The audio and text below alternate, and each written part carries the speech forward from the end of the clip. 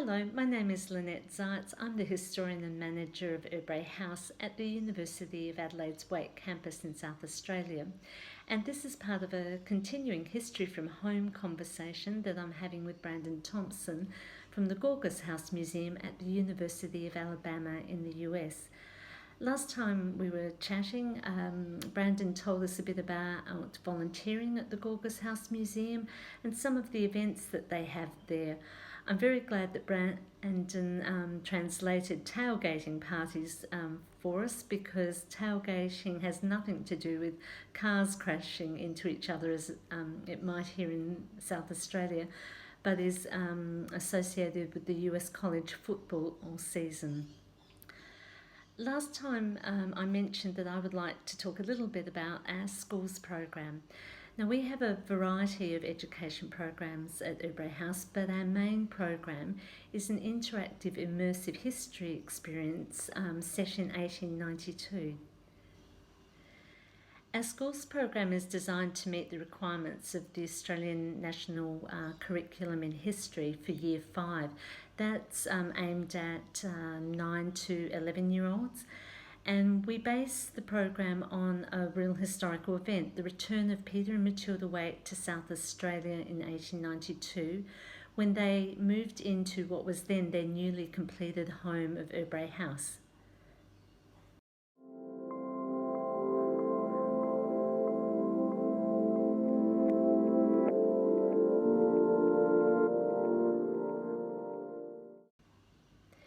With my team of about 15 volunteers who take on the roles of Peter and Matilda Waite, their daughter Elizabeth, some of their family friends like Joanna Barr-Smith, the governesses of the house and the domestic staff of Urrbrae House, we invite a class of school children into the building, and they have to role play as if it's 1892. So the children get period costume, new Victorian names, and while they're inside Urrbrae House, no mention of the modern era is to be made. And in fact, if some children start talking about 2020, my volunteers will look at them very puzzled and say something like, perhaps you've been reading too many of Mr. Verne's novels. When we bring a class into Urrbrae House, we actually divide the students into 3 subgroups and give them different positions. So a third of the students will be guests of Peter and Matilda Waite for the morning, and they might do things like play croquet and have a formal morning tea served to them in the dining room. A third of the students will be working with the governesses in the schoolroom, practicing their copper plate handwriting. And another third of the students will be designated as the new servants, and they're being trialled to see if they might earn a continuing position in the Urrbrae House household. The servants will actually prepare the morning teas for all of the groups, and this involves things like baking scones and bread, making cucumber sandwiches, and the servants also have to work in the laundry, which involves using our 1890s washing machine and scrubbing the serviettes clean on our glass washboards.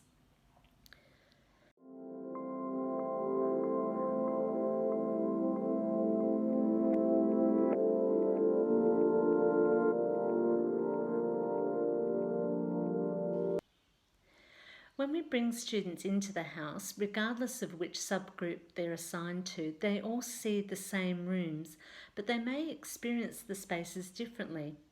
For example, in the main hall, the guests of Peter and Matilda Waite will perhaps admire the picture of the City of Adelaide Clipper ship, and that leads into Matilda telling her story about her travels on that ship in 1864. When the school children come into the main hall, they'll be looking up at the ceiling papers and discussing the artwork. When the servants come into that space, they'll be taught to clean the fireplace, beat the rugs, polish the woodwork. And so the experiences of the 3 groups are deliberately designed to be different. so that when the children go back to school, they can teach each other about these differences between how you might have lived in the past, depending on whether you were richer or poorer, young or old.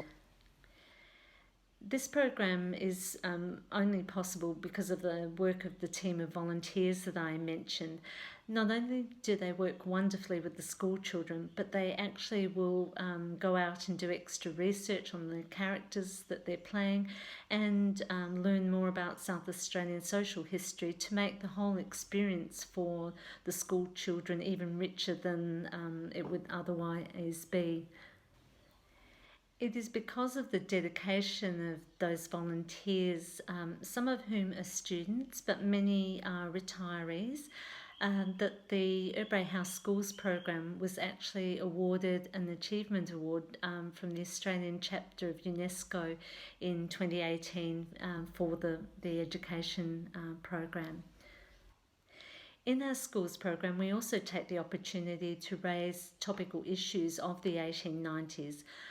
For example, servants' wages, whether women should have the vote, whether these new technologies like electricity and horseless carriages are just going to be fads or might be the way of the future. In our schools program and in our public tours, we focus on the stories of Peter and Matilda Waite and the period from 1892 to 1922. This is partly because Peter Waite was a significant benefactor to the University of Adelaide. In fact, the Waite campus wouldn't exist if it wasn't for Peter Waite's generosity. And the period from the 1890s onwards is when Urrbrae House was the family home of the Waites.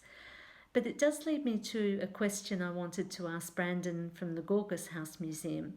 How do you choose which stories you're going to tell in your historic house museum and share with the public?